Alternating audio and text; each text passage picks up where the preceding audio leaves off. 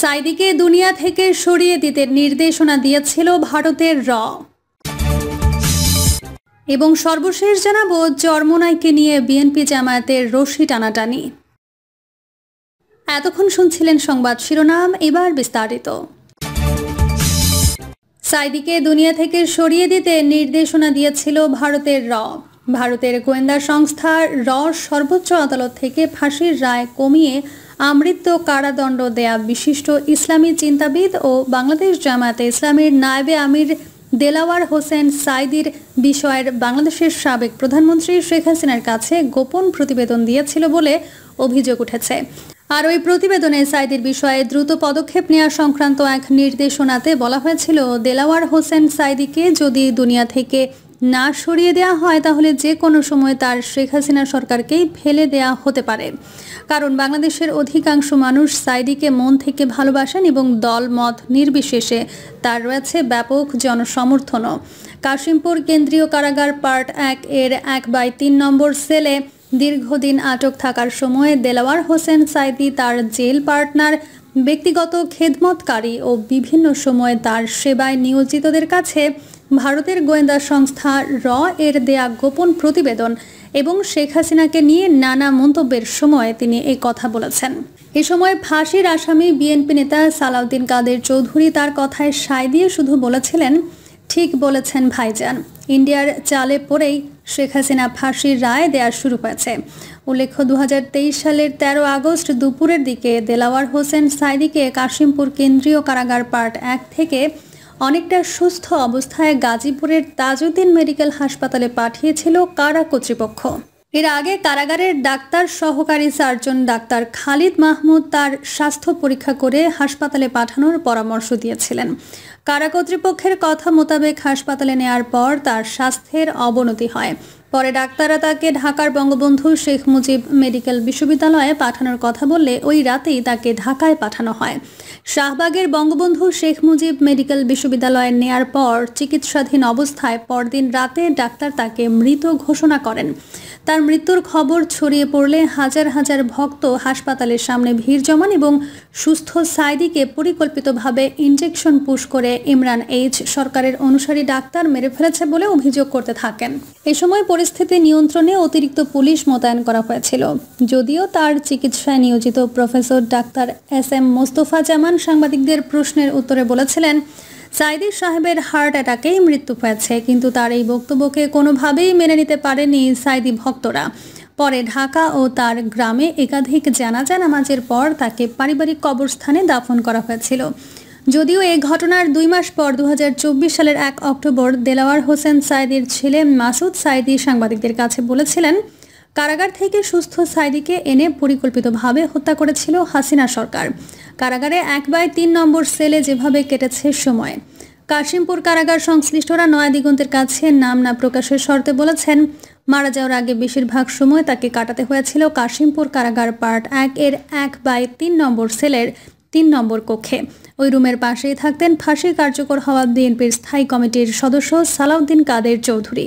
আর 1 নম্বর কক্ষে থাকতেন 10 ট্রাক অস্ত্র মামলার আসামি উইং কমান্ডার শাহাবুদ্দিন আহমেদ। সম্প্রতি তিনি জামিনে মুক্তি পেয়েছেন।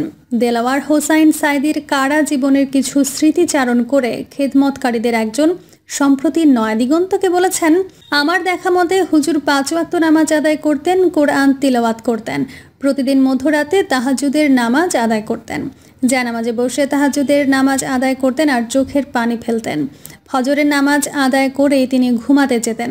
কারা কর্তৃপক্ষ তার ওপর কঠোর নজরদারি করত জানিয়ে তিনি বলেন, বাইরের কোনো খাবার তাকে খেতে দেয়া হতো না। কারাগারের দেয়া স্বাভাবিক খাবার খেতেন, আবার কারা ক্যান্টিন থেকেও খাবার কিনে খেতেন।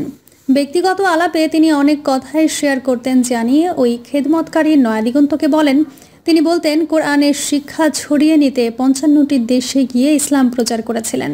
কারাগারে বসেই বই লেখার আগ্রহ প্রকাশ করলে তাকে বাইরে থেকে আমি 2 রিম সাদা কাগজ ও কলম কিনে দিয়েছিলাম। এরপরই নন্দিত জাতি নিন্দিত গন্তব্যে শিরোনামে 552 পৃষ্ঠার একটি বই লেখার কাজ শেষ করেছিলেন তিনি। 2 বছরের মতো লেগেছিল তার ওই বইটি লিখতে। বর্তমানে তার তথ্য সমৃদ্ধ লেখা বইটি বাজারে আছে। মানবতা বিরোধী অপরাধের মামলায় যুদ্ধাপরাধ ট্রাইব্যুনালের বিচারক দেলাওয়ার হোসাইন সাইদিকে অভিযুক্ত করে প্রথমে তাকে ফাঁসির রায় দিয়েছিলেন। পরে তার সাজা কমিয়ে আমৃত্যু কারাদণ্ড দেওয়া হয়।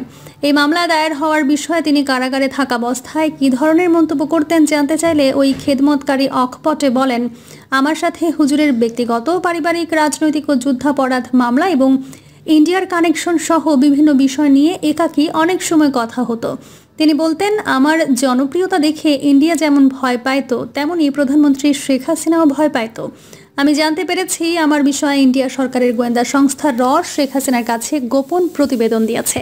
ওই প্রতিবেদনের নির্দেশনা দিয়ে বলা হয়েছে, উনারে যদি দুনিয়া থেকে না সরায় অথবা জেলে বন্দি না করে তাহলে যে কোনো সময় হাসিনা সরকারকে উৎখাত করে দিতে পারে, কারণ এদেশে ৮০% জনগণ তাকে ভালোবাসে।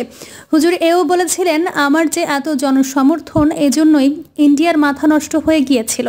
মূলত ইন্ডিয়ার চালে আমাকে মানবতা বিরোধী মামলায় ফাঁসিয়ে দিয়েছে। তিনি জোর দিয়ে বলেছেন, ১৯৭১ সালের মহান মুক্তিযুদ্ধের সময় তার শরীরে একটু কাদাও লাগেনি, শুধু শুধু মিথ্যা অপবাদ দিয়ে তাকে ফাঁসি দেওয়া হয়েছে। হাসিনার লোকজনরা যাদেরকে নিয়ে সাক্ষী দিয়েছিল তার সবই ছিল ভুয়া বানোয়াট। হাসিনার বানানো গোলামদের টাকা পয়সা দিয়ে এসব করানো হয়েছে। একদিন হুজুর আমার কাছে আবদার করেন, আমার কই মাছের ভাজি আর টাকি মাছের ভর্তা খাইতে মন চাইছে। আমি হুজুরকে বলেছিলাম, আমার যতই ঝুঁকি হোক আমি আপনাকে বাসা থেকে এই দুটো জিনিস রান্না করে এনে খাবার ব্যবস্থা করবই। পরে বাসায় গিয়ে আমার স্ত্রীকে বাজারে পাঠিয়ে বাজার থেকে কই মাছ আর টাকি মাছ কিনে আনি। রান্না করে দুটো পলিথিনে ভরে 2 পকেটে নিয়ে রিস্কের ওপর রাতে তাকে খাওয়ানোর ব্যবস্থা করি। তার মনের আশা পূরণ করতে পেরেছিলাম। এতেই আমি আর আমার স্ত্রী শান্তি পাইছি। সেবক বলেন, তিনি কষ্ট পেতেন পরিবারের সাথে দেখা সাক্ষাৎ বিলম্ব হওয়ায়। মাসে একবার দেখা হলেও সময় পেতেন মাত্র 20 থেকে 25 মিনিট, যার কারণে অনেক কথাই বলতে পারতেন না। বিশেষ করে কষ্ট পেতেন তার বড় ছেলে মাওলানা রাফিক বিন সাইদির কোর্টে হার্ট অ্যাটাকে মৃত্যুর ঘটনা নিয়ে। তার কথা সবসময় তিনি মনে করতেন এবং তার লেখা বইয়ের মধ্যেও তিনি লিখে গেছেন তার কথা। কারাগারে বই লিখতে চাইলে আমি তাকে 2 রিম কাগজ ও কলম বাইরে থেকে কিনে দেওয়ার ব্যবস্থা করি। তখনকার একজন ডিআইজি স্যার নেপথ্যে থেকে আমাকে কিছুটা ছাড় দেওয়ার এটি করা সম্ভব হয়েছে। 2 বছরের মতো সময় লেগেছিল তার বই লেখার কাজটি শেষ করতে। আবার অনেক সময় হুজুরকে হ্যালো বলার কাজেও আমরা সহযোগিতা করেছিলাম। এক প্রশ্নের উত্তরে তিনি বলেন, আমি শুনেছি কারাগার থেকে যেদিন তাকে শহীদ তাজউদ্দিন হাসপাতালে নেওয়া হয়েছিল তার আগে 1/3 নম্বর রুমে গিয়ে জেলার তরিকুল ও জেল সুপার শাহজাহান তার কাছ থেকে সাদা কাগজে সই নিয়েছেন। এমন কথা পাশে থাকা বন্দিরা বলছেন। এটির সত্য মিথ্যা আমি জানি না, তবে কারাগারে হুজুরের সাথে এক এক অফিসার এক এক ধরনের আচরণ করতেন।